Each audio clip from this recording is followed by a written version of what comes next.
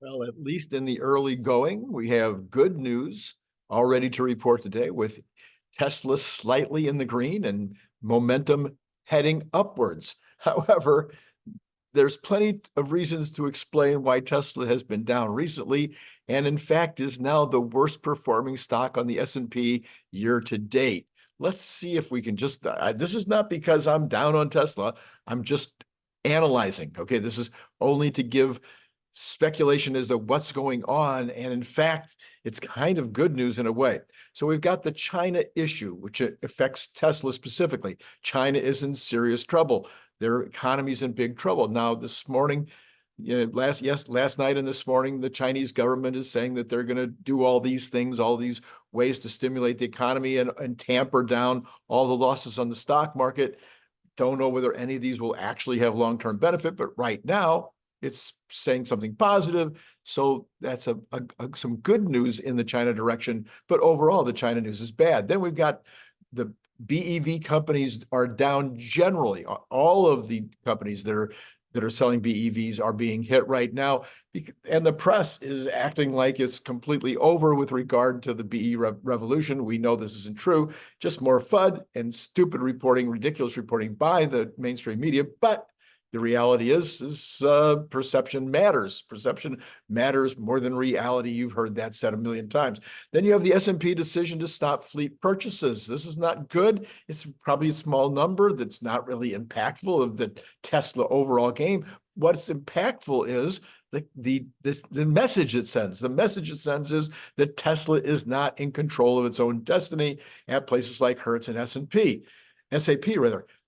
I agree with this. This is one that I'm really totally in agreement with. I've got a video later this morning with Brian White where we're going to discuss this in detail. This is a very bad sign. Elon, you need to listen to a bunch of folks that are, well, actually, no, I think I'm all alone on this. Everybody talks about the advertising. It's not just the advertising. It's the sales department. There needs to be a strong, forward-looking, outgoing, what do you want to call it? Proactive. That's the word I'm looking for. Sales department that's going out there and making things happen and keeping things like this from happening and making news. Not good. Increasing interest rates. Of course, that was yesterday. We had big increases in the interest rates, and that was going to be impacting Tesla stock.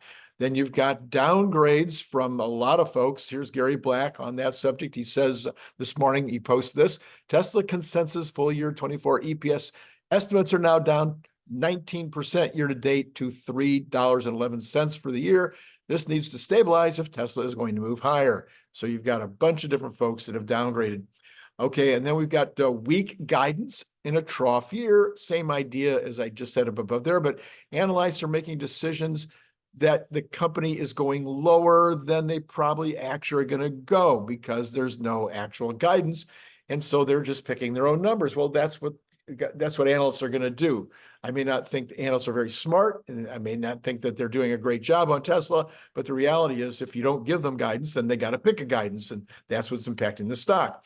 Then you got the Wall Street Journal article that is not only throwing up the concerns again about Elon's drug use, as he points out and others have pointed out, gosh, if this is how you do on drugs, I wonder how the company would do without drugs. But anyway, and believe me, I've never even smoked a marijuana cigarette, so I did used to drink, so I understand drinking is a drug, but it's been, I don't know, something over 30 years. Anyway, there's also concerns about the board of directors. I don't agree with those concerns, but there's probably going to be some kind of decisions made with regard to the board of directors, maybe adding a couple of more. Anyway, but those are all weighing on the stock. And then you got the technical aspects. So the technicals right now are not good for Tesla. I don't understand all the details, but moving 200-day averages and black crosses or death crosses rather, and such as that are suggesting Tesla might be looking for a bottom around 160, 150. That's not very far from here, so it's not that horrible. So the upside potential is still much bigger than the downside risk. In my personal opinion, that is not investment advice, but that is just one more thing to add to what's troubling the Tesla stock. And you have momentum. So, you know, when all things are pointing in that direction, you start to get this momentum play. But having said that, I'm going to say that it's shocking that the stock isn't down even more. Kathy Wood has been buying the stock hand over fist 8 straight days in a row. Her ARK funds have been buying Tesla stock. That might be a signal right there all by itself. Now, Kathy, you know, she's admired and shown as the best trader, best ETF in the world a couple of years ago. And now she's, you know, people are, oh, you know, she can't pick a stock to save her life. Well, okay, all that may or may not be true. We'll find out what happens when interest rates actually do start coming down. We'll find out whether she's back in the limelight again as being a great, listen, she's brilliant no matter what. I don't know if she's making the right decision on Tesla right now, but if I had dry powder, I would be buying right now. That is not, again, investment advice. Okay. By the way, this is Randy Kirk, and you want to hit like and subscribe. You know why you want to hit subscribe? I didn't check it this morning, but last night I only have 75 to go to get to 20,000 subscribers. So if you haven't subscribed yet, this would be a great time to do it. I want to get over 20,000 and find out if, in fact, if Google is going to give me some kind of tangible prize, like showing my videos to more people or whatever the kind of things are going to happen at 20,000 subscribers, but we're only 75 away. Thank you very much for all those who have supported the channel now going into our 15th month. And yeah, that's pretty good. 20,000 subscribers after 15 months, I think. I'm not sure. Let me know in the comments below if you think that was if you think that's a good milestone. All right, and then hit notify because you got Brian White coming up later today. Then you got Nicholas Gibbs who will be helping with the broadcast. He'll be co-hosting tonight when we talk about all the good news that's going to happen later today. Please buy your Cybertruck bottle openers. You know, that business from you all has dried up, not on Amazon. People are paying $29.95 on Amazon, and you have the opportunity to buy it for $25 or less. If you buy 2, it's only $22.50 each. Anyway, information down below. Please join Patreon. Thanks for hundreds of people, well, over 100 people who have joined Patreon so far. All right, this morning we have this news from Sawyer Merritt. Tesla has started paid advertising on X.com in the US. I called for this last week. I called for this 2 weeks ago. I didn't see anybody else calling for this. You can go back and look at my videos. I said I thought the stockholders would be perfectly okay with Tesla using X as an advertising media. Hopefully they'll see really good results on that and continue to do it. I obviously think they need more than advertising on X, but this is a good place. We got advertising on X now and advertising on YouTube, advertising also on Google on the paid pay-per-click advertising. So those are all good things. I'm excited to see all those things taking place. They're also advertising in Japan. I'm not sure if there's any other markets yet, but that's what's happening so far. Okay, on China, we've got this from Gary Black. He says, oh, the China numbers came in, 10,600 insured registrations for the week of January 29 to February 4th. This is in line with the 5-week average of 10,300 insured registrations so far over the past 4 quarters. We don't need to see in line. We need to see increasing. Yes, again, I want to point out it's going to be hard for China to increase this year over last year because why? Because the factory is getting close to maxed out. But we should be seeing whatever increases are possible, whether that's 10 or 15 or 20 or 25%. I don't know what they can really get out of China. The U.S. could start shipping to Canada instead of China shipping to Canada. There's lots of things that can happen if the Chinese market is buying up more vehicles. Increasing price would be another thing that we'd like to see. So no, what we're not looking for in line, we're looking for more than. Okay. From Roland Percher this morning, though, he says today we got Tesla sales data from 5 other countries. These are countries all over the world. He doesn't do China and the United States, but all the rest. Again, for all countries, it's the best January ever, but a long way to go for a new record quarter. So the first month is looking really, really good. But when I say really, really good, again, we're not looking at 50% increases. We're not looking at 30% increases. We're looking at small increases, small records. And in fact, one headline this morning said Tesla was losing market share in Europe. So overall, again, we're not seeing the kind of numbers I'd like to see in terms of even a 35, 40, 45% increase this year. We're going to need to see better numbers for that, but it's, again, mostly going to have to come out of Europe and the US and potentially maybe new markets that are served by Europe because China is close to maxed out. Okay, and then here's a story I really, really like. Maybe there is a chance of an overturning of the Delaware judge. This from SF Tahoe. The Delaware courts, two seminal state Supreme Court opinions say that under Delaware corporate law, the sanctity of the shareholder franchise tops entire fairness review. This is according to Chief Justice Collins Seitz wrote. The sanctity of the shareholder franchise. What does this mean? One, shareholders' voting rights are a shareholder franchise. Two, any ruling that disenfranchised Tesla shareholder voters was supposed to be a non-starter. Number three, put in non-legal terms, it is like a first do no harm doctrine. Whatever the judge rules, don't disenfranchise shareholders. Don't set dangerous precedents that their votes don't count or that they can be randomly nullified years later. Number four, the harm here is irreparable. If the ruling stands, shareholders overwhelmingly voted for the 2018 comp plan, including smart money. We can't just get some disclosure statements and vote again.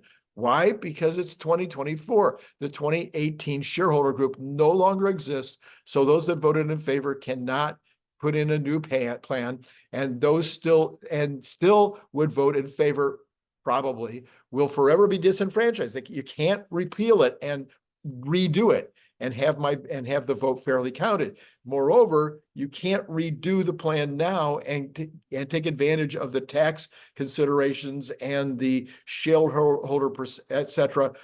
All the things that were in 2018 cannot be redone now by the existing board. So all of this, basically, as was pointed out,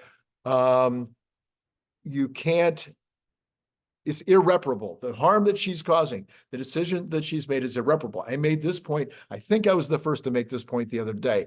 There's a video coming out with, might have already come out. I haven't seen it yet, but I did a long video yesterday with Warren Redlick where we went into a lot of this.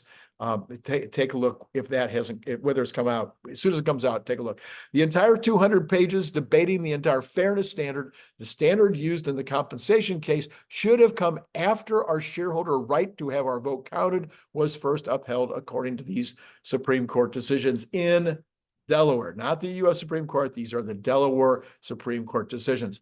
So we don't have a lot happening in the broader market this morning, the broader economic thing, the broader stock market this morning. Lots of Fed presidents speaking today, which generally, of course, can impact the market. We'll watch that as the day goes forward. But we do have this from Real EJ and Tony. Paychecks. Paychecks is another company similar to ADP who does a lot of payrolls for various for big and small companies across the country. I used to use them for many, many years. I used Paychecks for my payroll. The new index, their new index, so they've got an index similar to the ADP index, points to low job growth in January. Yet this is another data point that's calling into question the latest Bureau of Labor Statistics report. The wage data doesn't line up with that. ADP doesn't line up. Paychecks doesn't line up. So this gentleman, I know who this is, but I just can't remember right now, but it's Real EJ Antoni, somebody that I follow. He says, I'll take them over the BLS stats 8 days a week. We've seen that these stats have been down month after month, like 35% fixes the following month.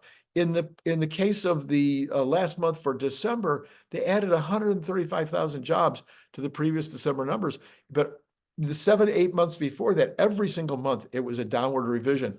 So the numbers are not to be believed, and I don't know what to do about that. There's almost nothing we could do until the next numbers come out, in which case, are we going to believe those numbers? Anyway, Trueflation this morning is at 1.45. That's a tad up from yesterday's 1.4, but that is still 6 days now under 1.5.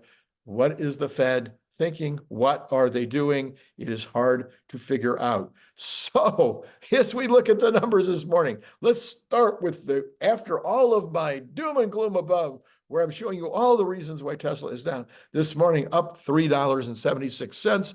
And that is outperforming the market dramatically. We've got the Dow Jones up, though, 109. We've got the NASDAQ up 10, the S&P up 6. We have the Magnificent Seven mixed with NVIDIA down. I mean, yeah, come on. It's been so high. So going like this, there's going to be a time when people take some profits. But we've got Meta up, Microsoft up tiny bit, but a mixed look in the Magnificent Seven, with Tesla definitely outperforming the Magnificent Seven this morning.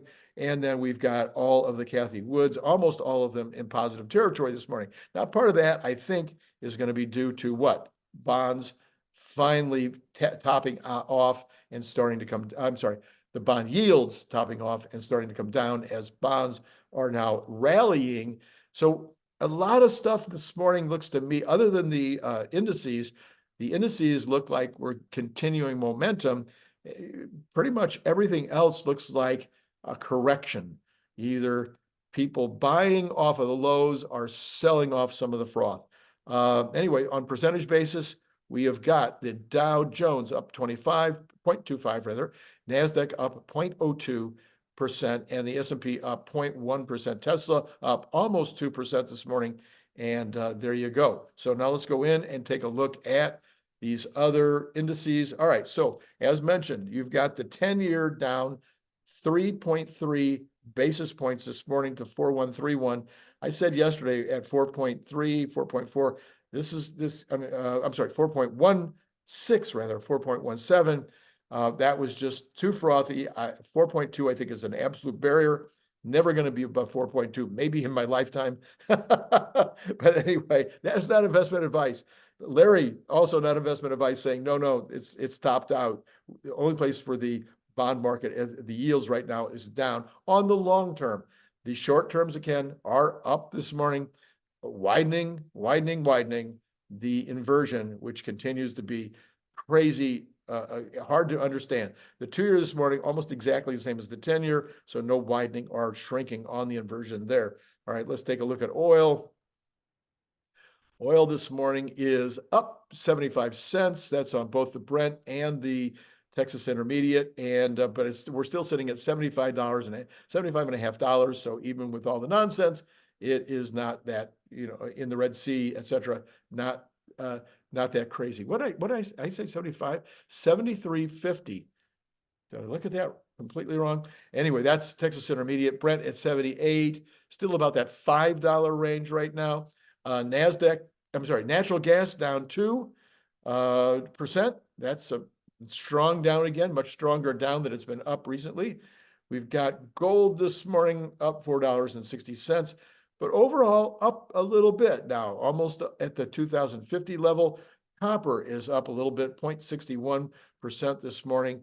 You've got the dollar about even this morning, just edging higher, down against sterling, but yeah, anyway, let's call it even this morning for all practical intents and purposes. You've got Bitcoin up 515 this morning, sitting around 43,000, not far off of where it's been. And then that is the full reporting on all of that. Let's go back then and see, as Tesla was, moving strongly. Let's see if Tesla is continuing to move strongly, sitting about the same. It's kind of topped off and showing a little bit of downward move. Okay, so I'll look at that again one more time before we go. But right now, what I need you to do, okay, let's think about this for just a minute. I think you get some value from this program because you keep showing up. I mean, the show is doing extremely well. We're, again, almost at 20,000 level on subscriptions. Our numbers, viewers every month are going up. Comments are great, lots and lots of comments. So the show is doing extremely well. That means some of you feel like you're getting value here. You're willing to invest your time to come over and see what crazy Randy has to say about what's going to happen next with Tesla. And all of the folks that I now have on as regular co-hosts or individuals that come on for interviews. You seem to like those guys even better than you like me, which is, yeah, this is understandable. Okay, but Patreon. I don't think that you guys are doing as good for me as some folks are doing for other folks when it comes to Patreon. Maybe that's because you just think that I'm so wealthy that I just don't need it. The truth is, I don't need it. I want you to do it because it's right. I'm not that wealthy. Are you kidding? Some of these people that I have on my show, they could run circles around me. I'm doing okay. I don't need the money. We'll survive without it. But it's the right thing to do. You don't know how much the barista, the Starbucks guy, you don't know. He might need it either, but you're still going to put that buck in the tip jar. So that's what I'm looking for. I'm looking for $3 in the tip jar, $5 in the tip jar, $10 in the tip jar. That's what I'm looking for.